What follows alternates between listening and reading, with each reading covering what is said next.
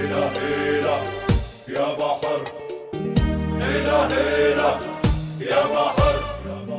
هدي يا بحر هدي، طولنا بغيبتنا، ودي سلامي ودي للأرض اللي ربتنا، للأرض اللي ربتنا.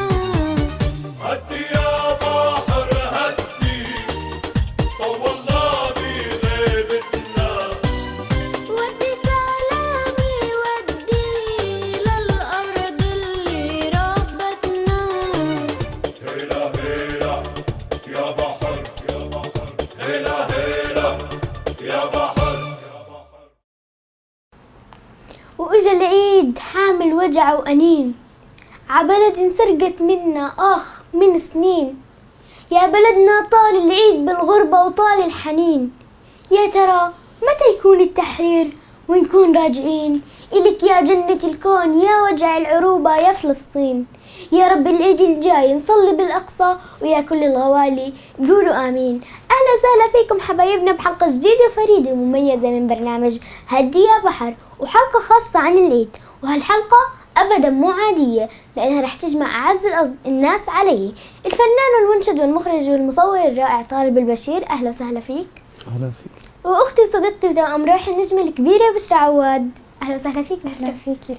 طبعا إلهم بحب أقول اليوم عيد، والله ترى وجوده بجمالكم زاد. يا أحلى البشر يا أروع الناس يا زينة البلاد، ومعاكم يحلى الملقى وياه ما أجمل الميعاد، اللي خلاني أشوف أغلى الغوالي طالب المذهل وبشرى عواد. أهلا وسهلا فيكم من جديد، نورتونا بالفعل. أصدقائي قبل ما نبدأ بحلقتنا بحب أشكر خالتي الرملوية نداء على دعمها لبرنامج وتقديمها الملابس للحلقات، وبقولها يسعد صباحك كل عام وانت بألف خير. أصدقائي خلينا نشوف هالفيديو التعريفي البسيط لعم طالب البشير، ونرجع نحكي عن أجواء العيد معه. هيلا هيلا يا بحر. وين في شيء عماله يلمع مندور عليه. طالب البشير شاب أردني ما شاء الله عليه ببيض الوجه، عنده عين سحرية اللي هي كاميرا، بيصور بطريقة مبدعة وهو فنان في هذا المجال. وعمل شيء جميل مؤخرا اللي هو ابتهال على اليوتيوب موجود، ابتهال سيدنا النبي. طبعا هو من أدائه ومن التراث الصوفي. أنا ليش أحكي، خليه يحكي عن حاله. معنا طالب البشير.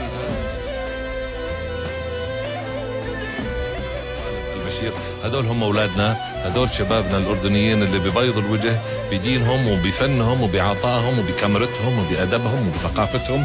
كل الاحترام للشاب المبدع طالب البشير. وصفحتك على الفيسبوك طالب البشير بالعربي طالب بشير، تقدروا تفوتوا وتتابعوا نشاطه. هذا الشاب اللي بيستحق كل الدعم من مؤسساتنا.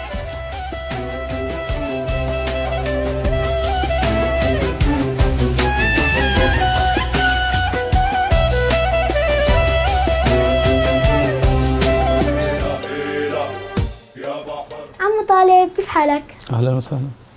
طبعا أكيد أصدقائي بتعرفوا إنه عم طالب منشد ومخرج ومصور، يعني ما شاء الله عليه. طبعا أنت مش معيد مثلنا لأنه عز شغلك وأزمتك حتكون بالعيد، صح؟ بالضبط.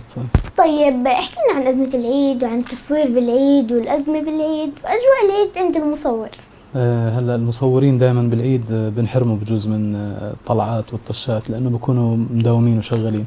هلا احنا بالعيد دائما كل العيله بيكون جايبه اطفالهم شارينهم لبس جديد او بيكونوا طالعين، فبحبوا انهم يوثقوا هاي اللحظات بصور فوتوغرافية. ففي الفترة هاي يعني فترة العيد الثلاث ايام او الاربع ايام بكون دائما عندنا احنا تقريبا 12 ساعة فل، انه بسبب الناس اللي بتيجي بتتصور دائما، فاحنا بنعيد بعد ما يخلص العيد يعني. طبعا احنا اكيد اصدقاء بنعرف مثلا انه التيشيرت بيكون سعره 5 دنانير، بالعيد بصير سعره 20 دينار او قبل العيد.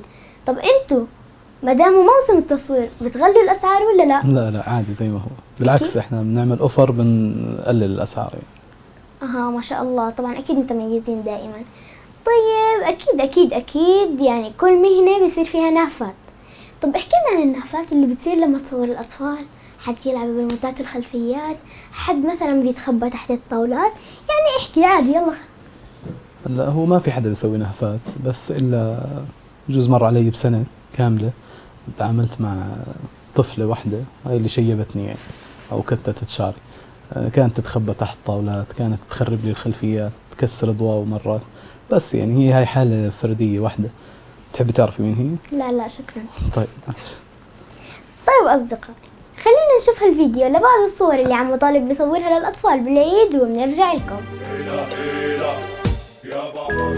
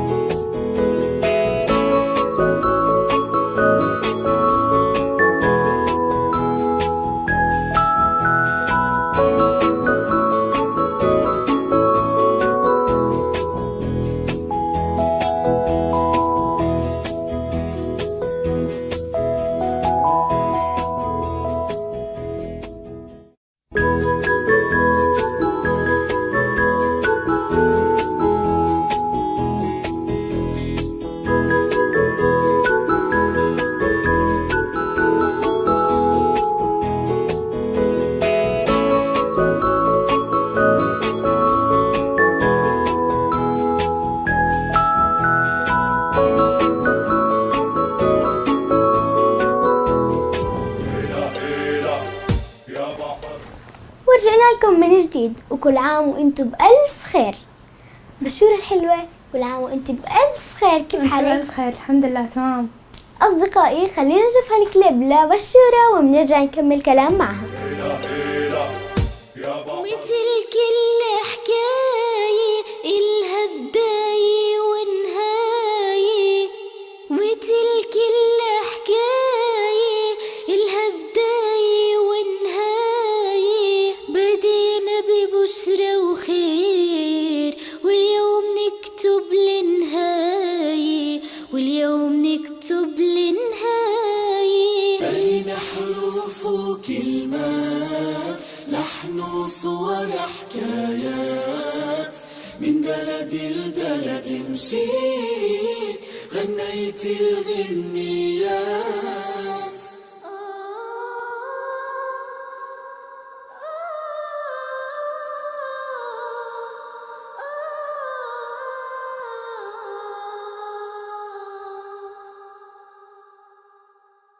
بين الجنة وبين النار هلأ لازم أنا اختار، بين الجنة وبين النار. هيلا يا بحر أصدقائي جماهير بشرى عواد، كلكم اشتقتوا لبشرى كتير. بشرى جمهورك اشتاق لك كتير، شو آخر أخبارك؟ والله أنا كمان اشتقت لهم كتير. آخر أخباراتي ما في إشي جديد يعني حاليا. بداية سنة جديدة وبتعرفي يعني ثانوي هلأ، فشوي مفضي حالي شوي للدراسة أكتر من البرامج وهيك، بس إنه يعني أي عرض حيجي إن شاء الله حندرسه. وأنا اشتقت لهم كتير بعد آخر برنامج، يعني انقطعت فترة منيحة. فبس هاي آخر أخباري. بالبداية أصدقائي بشرى محضرة لنا هدية كتير حلوة، هي للقدس وراح تبدأ فيها. تفضلي بشرى. والله لن أنسى مسجدنا الأقصى وقبة الصخرة تبكي من الحسرة، تقول يا رباه يا واهب الحياة، بعونك اللهم اكتب لنا النصر. وشجرة الزيتون بغصنه الحنون يبكي على شهداء أرضنا الحرة، يا لوعة النفس عليك يا قدسي، وأنت في البلوى والعيشة المرة. يا إخوة الإسلام سيروا إلى الأمام بالعزم والإقدام بصحبة القرآن، النور في أيدينا وربنا يحمينا، قرآننا يهدينا في ساحة الإيمان. هيا ارفعوا القرآن وحطموا الأوثان، وحرروا الإنسان من قبضة الطغيان. هيا اهتفوا يا إخوتي، استيقظي يا أمتي، هيا أعيدي بسمتي كسابق الأزمان، كسابق الأزمان. الله عليكي بشرى، ما شاء الله عليكي متميزة زي ما تعودنا عليكي. طبعا أصدقائي إحنا اليوم أنا وعمو طالب وبشورة، يعني بشورة وعمو طالب وأنا طبعا رح يكون لنا عمل مشترك. طبعا أتمنى من عمو طالب يبلش ويشرح لنا عن هذا العمل. هلا العمل هو نشيد لسيدنا محمد صلى الله عليه وسلم. راح يكون مقدمة شعرية من إلقاء دكتورة رهف عطية، وراح يكون يعني الأغلب أو المجمل من الإنشاد لبشرى، وراح أكون أنا مشترك معكم فيها. لا بالعكس، للشرف والله. لا جد هي هيك، وراح تكون تصوير وإخراج برضه أنت. راح إن شاء الله. هلا هي بالمراحل الأخيرة يعني، بس ضل نحط الصوت عليها، التوزيع والآلات كلها نزلت. وبعديها إن شاء الله ممكن إنه نصورها كليب أو نعملها يعني سمبل كليب، مش إن شاء الله. إن شاء الله. مش طبعا أصدقائي بشورة وعمو طالب هلأ برضه محضرين لكم مفاجأة، وهدوء حيغنوا بشرى وعمو طالب بالمديح النبوي، وهو أحمد يا حبيبي. خليكم معنا. أحمد يا حبيبي حبيبي، سلام عليك يا عون الغريب، سلام عليك يا عون الغريب. أحمد يا حبيبي سلام عليك، سلام عليك. أمن وسلام، سلام عليك. دينك الإسلام، سلام عليك. يا عون الغريب، أحمد يا حبيبي سلام عليك، سلام عليك. الله عليكم ما شاء الله، ثنائي مدهش ورائع. طبعا أصدقائي، طيب أنا هلأ بدي أسأل عمو طالب سؤال، بدي إياك تحكي الصراحة، مين بغلبك أكتر بالتصوير، أنا ولا بشرى؟ لا أكيد أنت. أكيد بشرى. لا صح؟ أكيد أنت، ما فيش فيها مجال يعني. أوكي. أنت بتشيبي مش بتغني. طبعا أصدقائي هلا رح نطلع فاصل صغير نشوف فيه صلاة العيد بالأقصى الشريف، وربنا وعدنا نصلي بالأقصى السنة الجاية يا رب. خليكم معنا.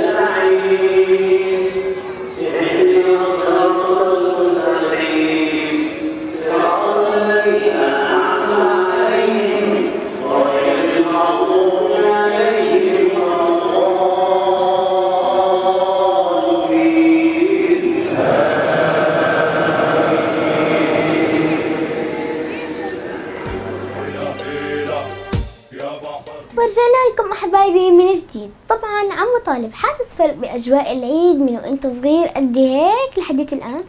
أكيد. أول فرق إني بطلت أتعيد، يعني بطل حدا يعطيني عيدية. وغير هيك حتى العيد صار يمر بسرعة مش زي زمان، وما في احنا بجزء بالنسبة إلي يعني لعمري زمان كنت بستنى العيد باللحظة يعني، واشتري الأواعي مخبيهم وحطهم تحت التخت واستنى العيد يجي. هلا لا، صار العيد زي يوم عادي يعني مش زي زمان. طيب بشرى، من لما كنت صغيرة للآن اختلف معك شوي ليه؟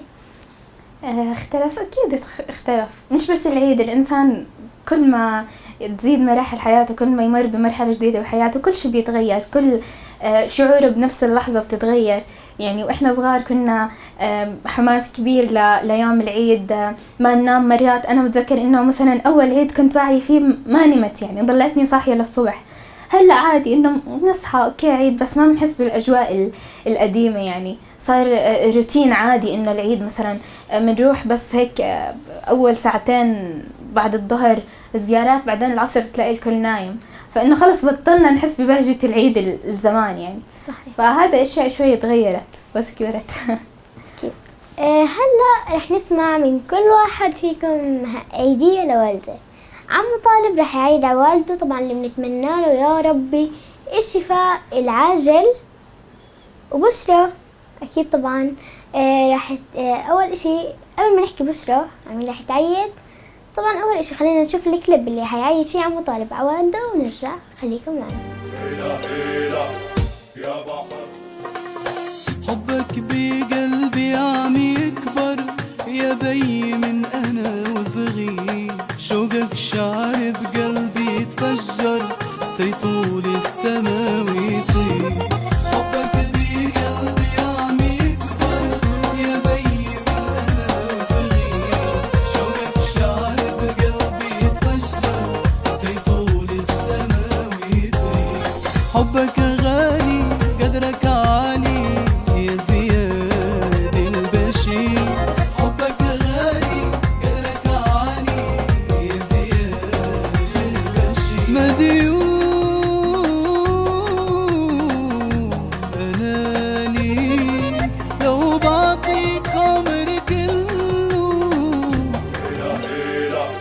يا بحر أكيد يا أصدقائي، وبشورة رح تعيد على أمها كمان وعلى كل الأمهات بهالأغنية. طبعا هاي الأنشودة هدية لماما، أحكي لها كل عام وهي بألف خير، وإن شاء الله يعني كل عيد وهي أجمل أعيادي. ولكل أمهات الوطن العربي والعالم بهديهم هاي الأنشودة بمناسبة العيد. عالهدى يما عالودانية، والعشق من الله وانا شبيدية. أمي يا روحي سلوى لجروحي، حبك في قلبي يا قلبي ما هو بشوية. يغلى الغوالي دنيا أمالي، كفك بلسم للشاكي وكلك حنية. لو مهما نخطي يا أمي تعطي، جودك كله وحنانك صبح وعشية. عايش لعيونك ما اقدر من دونك، تكفيني النظرة يا عيوني تكشف ما بيا. عالهدى أنا يما عالودانية، والعشق من الله وانا شبيدية. دمعي من دمعك يضويني شمعك، جنة روحي وفؤادي وأحلى عشية. عايش لعيونك ما اقدر من دونك، تكفيني النظرة يا عيوني تكشف ما بيا. الله عليك يا بشرى. أصدقائي، هلأ صار دوري نشوف أجواء العيد بالقدس الحبيبة. خلينا نطلع ونشوف هالتقرير مع بعض ونرجع لكم. يا بحر يا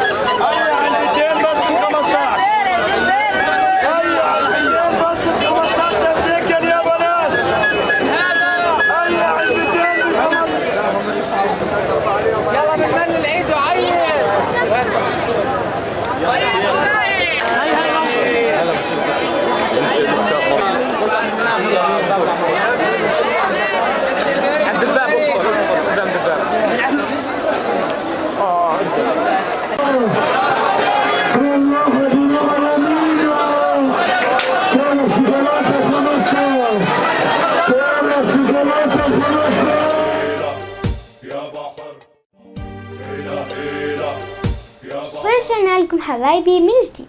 طبعا الآن رح نسأل عمو طالب. عمو طالب، شو أطرف صورة أو أغرب صورة أنت صورتها بالعيد؟ يعني خلفية، منطقة، وضع غريب، يعني أكيد من صوري بس نقل لك واحدة منهم. من صورك انت؟ لا مش شرط، يعني بحكي هلا من بشكل صورك انت مرة صورتك وكنتي نعسانة وشعرك منكوش، وزبطت لك اياها وقصت لك اياها على الفوتوشوب وطلعتك فيها مصحصح، صح؟ جد؟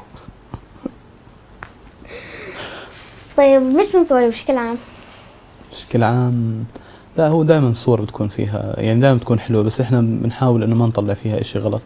بس دائما تصوير الاطفال بشكل عام الا ما يطلع فيه اشياء حلوة هيك وغريبة، يعني لانه يعني مش نهفات، بس انه في اشياء حلوة وغريبة بتكون بالصورة. صحيح. طبعا أصدقائي خلينا نشوف هالفيديو لأجمل التقاطات المبدع طالب البشير ونرجع لكم.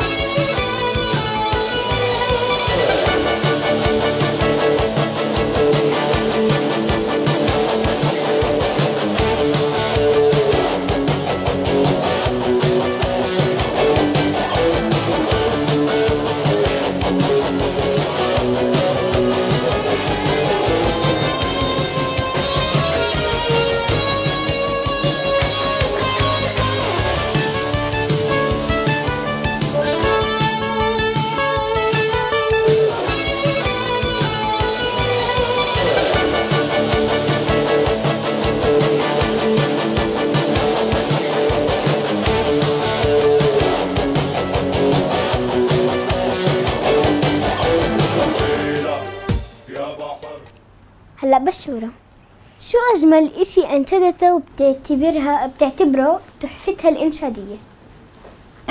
إيش بعتبره تحفة الإنشادية؟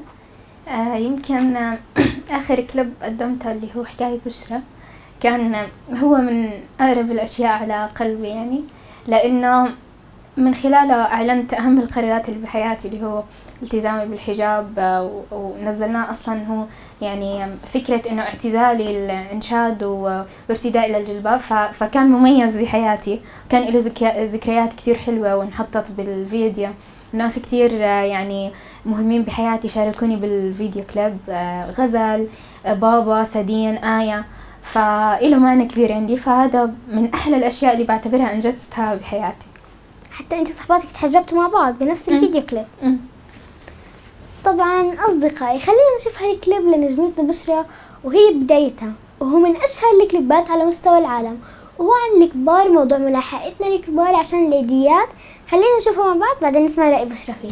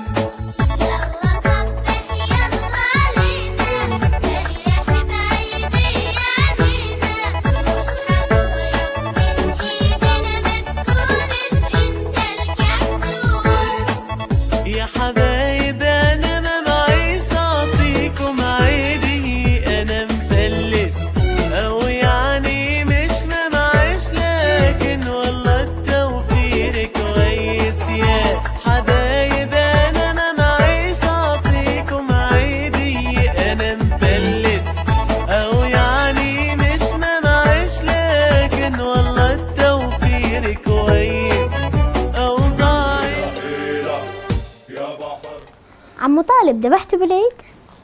ذبحنا الحمد لله. ما شاء الله. كم واحد؟ واحد بس. خروف يعني مش واحد. اوكي. طيب ممكن تحكي لنا عن سنة الذبح وأجرها؟ هلا هي الذبح على فكرة مش صدقة زي الناس تفكر، هو نسك. يعني ربنا شو بيحكي؟ قل إن صلاتي ونسكي ومحياي ومماتي لله.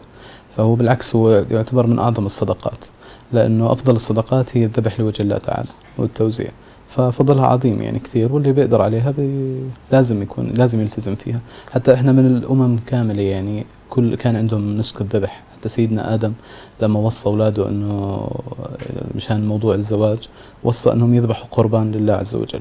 فهي سنة محببة ونسك ربنا وصانا عليه. أكيد طبعا أصدقائي، لا طبعا كلنا نلتزم بهذا النسك نحكي. إذا أصدقائي أكيد طبعا كل منا إلى أحد بالحج قريب أو صديق بالحج. عمو طالب، إلكم حد بالحج؟ هلا لا، بس إن شاء الله السنة الجاية يعني إذا الله أعطانا عمر بطلع أنا ووالدي يعني إن شاء الله. إن شاء الله. بشرى، إلنا حدا بالحج؟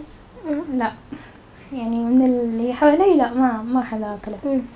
بشرى ما إلها ناس بالحج، بس في إلها ناس بتساعد الناس بالحج. عندها خالها معاوية اللي بحب أوجه له شكر برضه من هون من هاي المحطة، لأنه ساعد. كان والدي طلع السنة اللي مضت على العمرة وما قصر معي يعني، وكان من الناس اللي من الوجوه الأردنية الطيبة اللي أنت وطالع من الأردن بتشتاق إنك بس ترجع تشوفها. أكيد طبعا بنوجه لك تحية كتير كبيرة، نحكي لك كل عام وأنت بألف خير. طبعا أصدقائي من أشهر طقوس الاحتفال بالعيد هي كعك العيد. بشورة، بتعمل كعك عيد؟ مرات بنعمل، مرات بنجيب جاهز إذا ما كان في وقت يعني. طيب بتساعدي ماما إذا عملته؟ يعني ولا ماما بتساعدك؟ لا بساعدها. طيب عمو طالب، أنتوا كمان بتعملوا كعك بالعيد؟ على الأغلب يعني برضه حسب، مش دايما يعني مش كل سنة. طيب برضو بتساعد إخواتك؟ أنا بساعدهم باكلهم كلهم الكعكات يعني. طبعا أكيد أنتوا الرجال بتساعدوا بالأكل. بس هلا بشورة، وين بتحبي تروحي بالعيد؟ وين بحب أروح بالعيد؟ بحب أزور بتاتا، بحب أروح على خالاتي، على عماتي وعمامي، يعني العائلة. بحب أزور صحباتي إذا ظروف أمكنت ويعني في حدا يوصلني ويجيبني، بحب أزور صحباتي وبس. طيب أصدقائي، إحنا هلا رح نطلع فاصل صغير، بس قبل ما نطلع الفاصل بنحب نسأل عمو طالب. هلا يعني على سبيل المثال أنت بتضلك بالشغل، يعني أحيانا ما بترد على الرسائل، صح؟ مزبوط. طب هلا هذا العيد يا ويلك إذا ما بترد على الرسائل. على رأسي، أنا آسف. يعني بصراحة بزعل منك. هاي إحنا على الهوا بحكي إنه العيد الماضي بعت لعمو طالب رسالة هيك إنه كل عام وأنت بخير، ما تردش علي. بس هذا العيد رح أبعت لك نفس الرسالة، على طول. تردش علي؟ لا على طول برد. لا إن شاء الله ما بقدرش أزعلك يعني. هالأيام بيني وبينك. دكتورة رها. اليوم بالليل يمكن أبعت لك إياها أو بكرة. خالص على رأسي. إن شاء الله. أهلا وسهلا. طبعا أصدقائي، هلا إحنا رح نسأل عمو طالب عن أمنياته بالعيد. عمو طالب، أمنياتك بالعيد؟ أمنياتي طبعا إنه إن شاء الله العيد الجاي يكون الوطن العربي كله بخير وسلام، وتكون إن شاء الله فلسطين تحررت، ونكون إن شاء الله والدي بصحة جيدة والأهل جميعا، وأشوفك أنت وبشرى بأعلى الأماكن والمراتب إن شاء الله. إن شاء الله يا رب العيد الجاي نشوف أولادك يا رب. إن شاء الله. رهف الصغيرة. إن شاء الله. طبعا هو وعدني إنه أول بنت يسميها رهف. إن شاء الله. إن شاء الله الله يرزقني بنت. أنت بس تشوفها حتنساني أصلا. لا أنا إن شاء الله ما تكون هيك يعني، تكون هادية شوي مش زيك بتجنن الواحد بس. إذا يا أصدقائي، طبعا حنسأل بشرى هو نفس السؤال، أمنياتك للعام القادم طبعا للأمة العربية والإسلامية وبالذات أهلنا بفلسطين. يعني لا أضيف اللي حكاه عمو طالب، يعني بكفي وبيوفي. بتمنى يعم السلام والحب والخير على كافة البلدان العربية وخاصة أهلنا بفلسطين. وإن شاء الله يا رب إنه العيد الجاي بنصلي صلاة العيد بالأقصى كلنا، ونكون مجتمعين كلنا، كل الوطن العربي يكون عن جد راجعين له محررين منتصرين بإذن الله. نكون عن جد إحنا اللي مسكنا الراية، وإحنا اللي رفعناها، وإحنا بإذن الله اللي حنصلي غصبا عن اللي بده واللي ما بده. ويا رب يرزقنا سعادة وحب يعم البلاد العربية ويعم البلاد الإسلامية خاصة يا رب. طبعا أصدقائي، طبعا عمو طالب إحنا حنحكي لك، وأكيد كلكم بتعرفوا إنه كل واحد بميدانه ممكن يخدم قضية العرب الأولى اللي هي قضية فلسطين. ممكن تقولنا أوكي، ممكن تقولنا كيف يعني ممكن تكتب قضية فلسطين بميدانك بالسوشيال ميديا والإنشاد والتصوير والإخراج؟ هلا بالتصوير بشكل أخص إن شاء الله راح يكون لي رحلة قريبا على فلسطين، وراح استخدم شو ما بقدر من الامكانيات اللي عندي للتصوير، اللي اخرج فيه صورة حلوة. هي اصلا حلوة فلسطين، بس احنا بنحاول نطلع الاشياء الحلوة اللي فيها. وبالنسبة للفيديو انا عامل قبل هيك فيديو كليب بسيط، فيلم قصير مدته تقريبا 7 دقائق عن بعض القرى الفلسطينية والعادات والتقاليد اللي فيها. طبعا أصدقائي بشرى، يعني نفس السؤال، إنه شو ممكن برسالتك الإعلامية والإنشادية تخدم القضية الأولى اللي هي قضية فلسطين الخالدة؟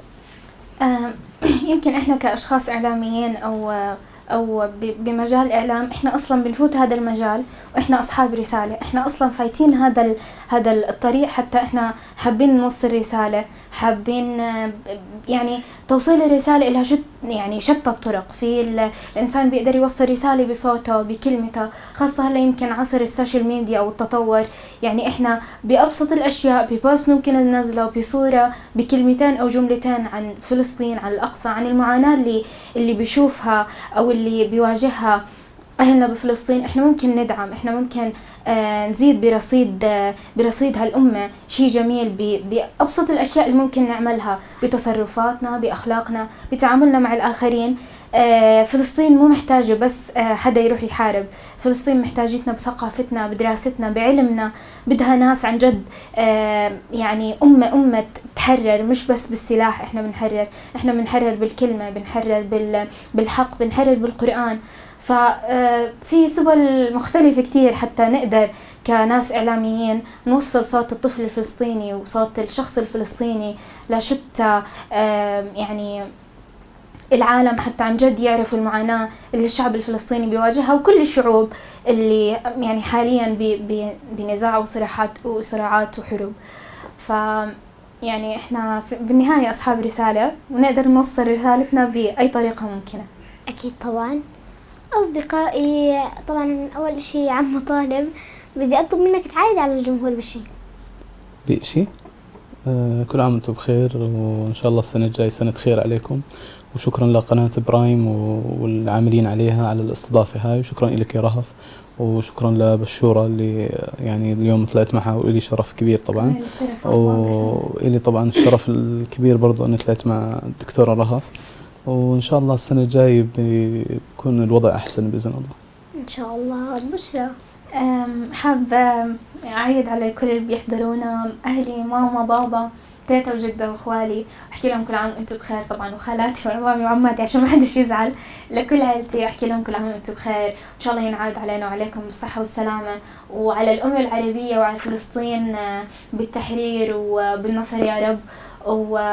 وعن جد يعني كلمة أخيرة، إنه عن جد هي يعني تحرير فلسطين مش بيوم وليلة بيجي، بدها تعب، بده جهد، بده همة محمدية منا، بدها أخلاق سيدنا محمد تكون فينا حتى نقدر نوصل، حتى نقدر عن جد نحكي إنه إحنا حررناها بجهدنا ومن عرق جبيننا. صحيح. وبس كل عام بخير يا هوفا، وكل عام بخير مطالب، وشكرا على الاستضافة الحلوة، وشكرا لقناة برايم وعلى الاستضافة الجميلة وعلى البرنامج الجميل، وإن شاء الله من الأفضل للأفضل إن شاء الله. طبعا أصدقائي، أنا هلأ بتمنى من هون وبدعي يا رب إن الصلاة الجاي، صلاة العيد الجاي، حنصليها إن شاء الله في باحات المسجد الأقصى يا رب، ومش بس الفلسطينيين يا رب، كل عربي يصلي فيها، لأنه الصلاة يعني هي صلاة مباركة أكيد فيها، وحتى بتعدل أكتر من صلاة عنا، فمش حافظة الرقم بالضبط، بس أكثر من صلاة عنا وأجرها كبير، والله ببارك لنا أكيد فيها. وما ننسى أن المسجد الأقصى والحواليه هي مناطق مباركة، وهذا الإشي موجود بسورة الإسراء بالقرآن الكريم. أما هلأ أصدقائي، هلأ راح نكرمكم، يعني هي هدية من برنامجنا. عم طالب، أنت ما حنعطيك جلسة تصوير للأسف الشديد، لأنه طبعا عم طالب هو أحد رعاة برنامجنا، وهو اللي بيقدم لنا جلسات تصوير مقدمة من استديو غدير. هلأ بشرى، قبل ما أعطيكم الهدايا راح تختمين لنا بأغنية لأجلك يا مدينة الصلاة، كأنه زهرة المدائن. زهرة المدائن، آسفة. أوكي تفضل. أنا جاهزة. لأجلك يا مدينة الصلاة أصلي، لأجلك يا بهية المساكن، يا زهرة المدائن، يا قدس يا قدس يا قدس يا مدينة الصلاة أصلي. عيوننا إليك ترحال كل يوم، ترحال كل يوم، تدور في أروقات المعابد، تعانق الكنائس القديمة، وتمسح الحزن عن المساجد. يا ليلة الإسراء، يا درب من مروا إلى السماء، عيوننا إليك ترحال كل يوم، وإنني أصلي. الله عليك يا بشرى، بشكركم على تواجدكم معي. بالفعل كان من أجمل وأروع اللقاءات بعمري، لأنه الإنسان لما بيستضيف حد قريب لقلبه بيكون بغاية السعادة، والكل بيعرف إنه عمو طالب وبشرى هم أقرب الناس إلي على الصعيد الشخصي والإعلامي. هلأ رح أودعهم بطريقتي الخاصة. يا جمال العيد وكم فاق الوصف نوره، وزاد الفرح بقلبي وزاد والله سروره. يوم هدى البحر عبواب الغوالي، واللي حبهم بقلبي والله أسطورة. المذهل طالب البشير، ورنود القمر أغلى الغوالي بشرة. وهيك بتكون خلصت حلقتنا لليوم عن العيد. استنونا بكرة بحلقة جديدة خاصة عن العيد من برنامج هدية بحر ضيوف جداد. عمو طالب بشكرك على تواجدك معي، ورح أعطيك جائزة مقدمة من ديجيتال سيتي بالاستقلال مول. يسلم عليك، شكرا. بشورة جائزة مقدمة من ديجيتال سيتي بالاستقلال مول. شكرا. وكمان أصدقائي بشرى رح أعطيكي برضو جائزة مقدمة من مركز ليزر لاين. طبعا العنوان عمان شميساني خلف المستشفى التخصصي شارع البيروني، المركز الطبي التخصصي، عمارة رقم 13 الطابق الأول، هاتف رقم 079878823002. تفضل بشرى. شكرا. وعم طالب جائزة مقدمة من مركز ليزر لاين. تفضل. شكرا. وطبعا أكيد محمد جائزة يا بشرى مقدمة من استوديو غدير مع المصور أكيد طالب البشير. ما راح أعطيك واحدة. تصور حالك. العنوان أنا بدي بس أطلب منك، أنا راح أحكي الموبايل اللي هو 0776654060. بدي إياك تعطي العنوان بالضبط. العنوان عمان مرج الحمام، قريب من دوار الدلة. إذا أصدقائي هيك بتكون حلقتنا انتهت. كنا بملقاكم فرحانين، واليوم أول يوم بالعيد، وضيوفنا عمو طالب وبشرى عواد كانوا معنا، كانت من أروع الحلقات اليوم. أصدقائي كنا معكم بأول أيام عيد الأضحى المبارك. استنونا بكرة بحلقة جديدة وضيوف جداد مندهشين ورائعين ومميزين زي ما عودناكم. مع السلامة. يا بحر